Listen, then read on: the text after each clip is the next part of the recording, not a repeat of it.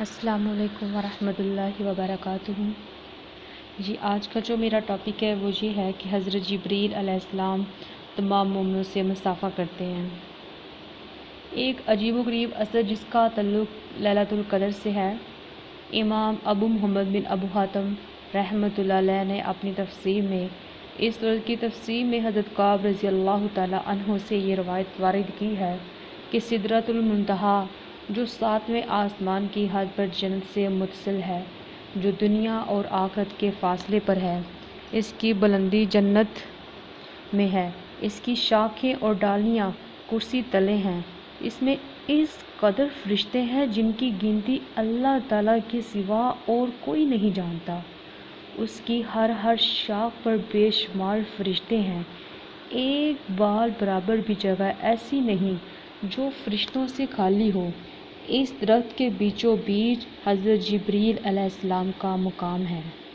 اللہ تعالیٰ کی طرف سے حضرت جبریل علیہ السلام کو آواز دی جاتی ہے کہ اے جبریل علیہ السلام، لیلۃ القدر میں اس درخت کے تمام فرشتوں کو لے کر زمین پر جاؤ۔ یہ کل کے کل فرشتے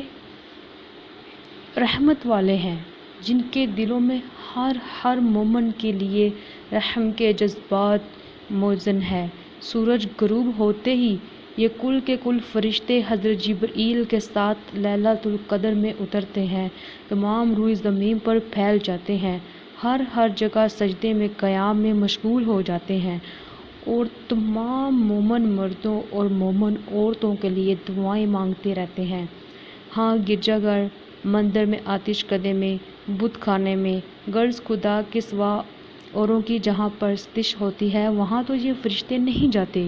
اور ان جگہوں میں بھی جن میں تمام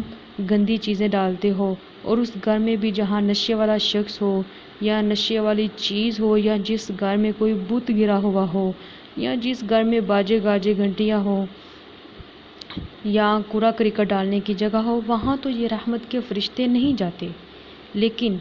باقی چپے چپے پر گھوم جاتے ہیں اور ساری رات مومن مردوں عورتوں کے لیے دعائیں مانگنے میں گزارتے ہیں۔ حضرت جبریل علیہ السلام تمام مومنوں سے مصافحہ کرتے ہیں۔ اس کی نشانی یہ ہے کہ رونگٹے جسم پر کھڑے ہو جائیں،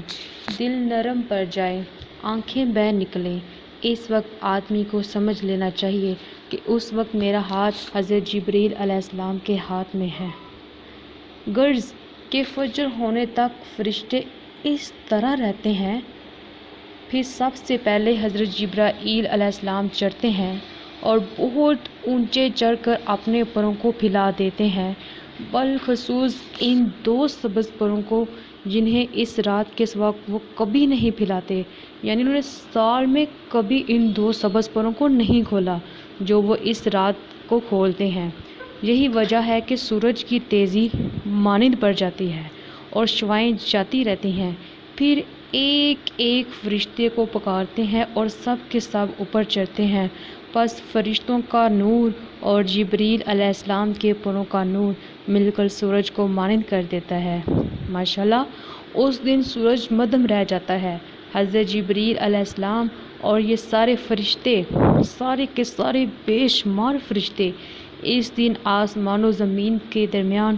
مومن مردوں اور مومن عورتوں کے لیے رحمت کی دعائیں مانگنے میں اور ان کے گناہوں کی بخشش طلب کرنے میں گزار دیتے ہیں۔ نیک نیتی کے ساتھ روزہ رکھنے والوں کے لیے اور ان لوگوں کے لیے بھی جن کا یہ خیال رہا ہے کہ اگلے سال بھی اگر خدا نے زندگی رکھی تو رمضان کے روزے عمدگی کے ساتھ پورے کریں گے، یہی دعائیں مانگتے رہتے ہیں۔ شام کو آسمان و دنیا پر چڑھ جاتے ہیں، وہاں کے تمام فرشتے حلقے باندھ کر، یعنی کہ گروپوں کی شکل میں باندھ کر ان کے پاس جمع ہو جاتے ہیں اور ایک ایک مرد اور ایک ایک عورت کے بارے میں ان سے سوال کرتے ہیں اور یہ جواب دیتے ہیں، یہاں تک کہ وہ پوچھتے ہیں کہ فلاں شخص کو اس سال تم نے کس حالت میں پایا؟ تو یہ کہتے ہیں کہ گزشتہ سال تو ہم نے اس سے عبادتوں میں پایا تھا، لیکن اس سال تو وہ بدعتوں میں مبتلا تھا، اور فلاں شخص گزشتہ سال بدعتوں میں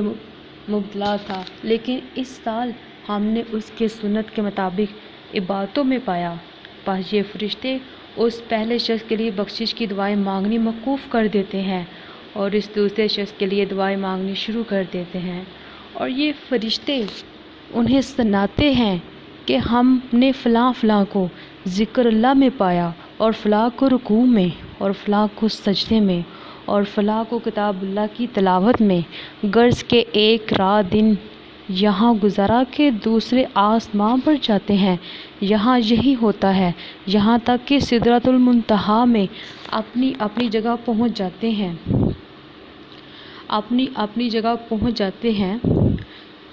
سدرۃ المنتہا میں جب پہنچتے ہیں تو اس وقت سدرۃ المنتہا ان سے پوچھتا ہے کہ مجھ میں بسنے والوں،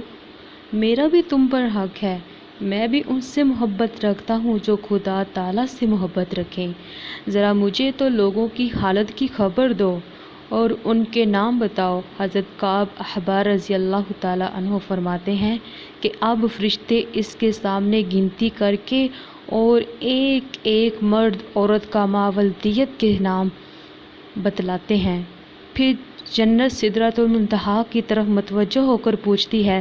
کہ تجھ میں رہنے والے فرشتوں نے جو خبریں تجھے دی ہیں مجھ سے بھی تو بیان کر۔ چنانچہ سدرۃ المنتہا اس سے ذکر کرتا ہے، یہ سن کر وہ کہتی ہے کہ خدا کی رحمت ہو فلاں مرد پر اور فلاں عورت پر، خدایا انہیں جلدی مجھ سے ملا۔ حضرت جبریل علیہ السلام سب سے پہلے اپنی جگہ پہنچ جاتے ہیں، انہیں الہام ہوتا ہے اور یہ عرض کرتے ہیں، پروردگار عالم، میں نے تیرے فلاں فلاں بندوں کو سجدے میں پایا، تو انہیں بخش۔ اللہ تعالیٰ فرماتا ہے، میں نے انہیں بخشا۔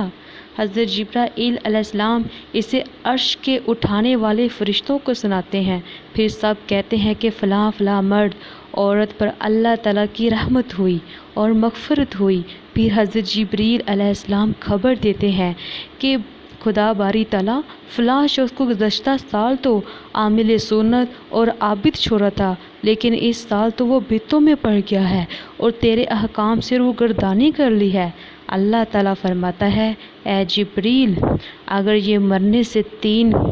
ساعت پہلے یعنی 3 گھڑیاں پہلے بھی توبہ کر لے گا تو میں اسے بخش دوں گا۔ اس وقت حضرت جبریل علیہ السلام بے ساختہ کہہ اٹھتے ہیں کہ خدایا تیرے ہی لیے سب تعریفیں ہیں، الہی تو اپنی مخلوق پر سب سے زیادہ مہربان ہے،